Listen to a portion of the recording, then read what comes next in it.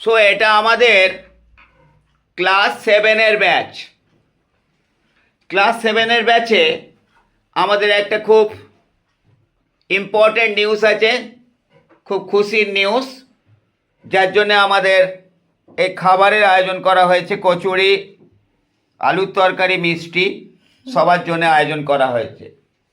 আমাদের একটা এখানকার স্টুডেন্ট, সে এই যে সানি বলি, একে নাম হচ্ছে শেখ সাকিবউদ্দিন।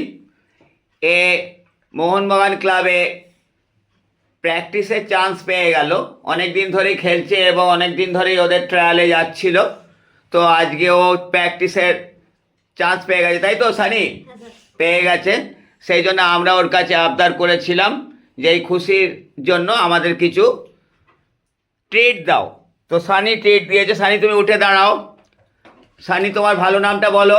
আমার ভালো নাম হচ্ছে শেখ সাকিবউদ্দিন। তুমি কতদিন মোহনবাগানে গিয়ে প্র্যাকটিস করার পর চান্সটা পেলে? প্রায় 6 থেকে 7 মাস পর। 6 থেকে 7 মাস প্র্যাকটিস করছো। তুমি আজকে জার্সি ফার্সি পেয়ে গেছো। জার্সিটা একটু দেখাও সবাইকে, সামনের দিকটা তুলে ধরো।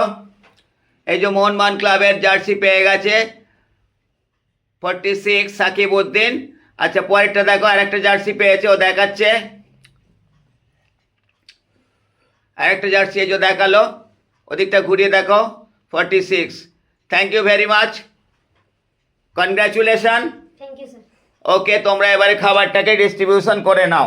আর ওকে সবাই কনগ্রাচুলেশন বলে একসাথে। Congratulation Sunny, congratulation Sunny. Thank you to all. Welcome.